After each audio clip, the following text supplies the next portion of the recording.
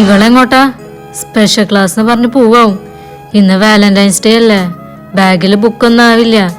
ഇന്നത്തോടെ ഇവളുടെ കള്ളക്കളി പൊളിക്കണം.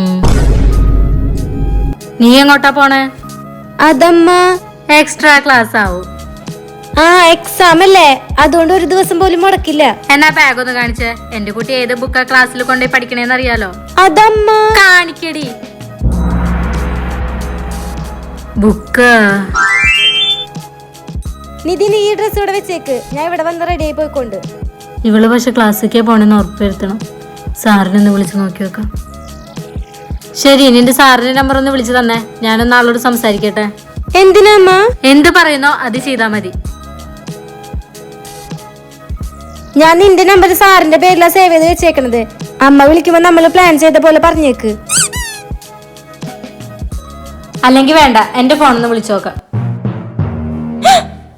എന്തിനമ്മ? ഇതിൽ നമ്പർ ഉണ്ടല്ലോ. ഹലോ സാർ, എന്റെ മോള് പറയാൻ എക്സ്ട്രാ ക്ലാസ് ഉണ്ടെന്ന്. ഉണ്ടോ?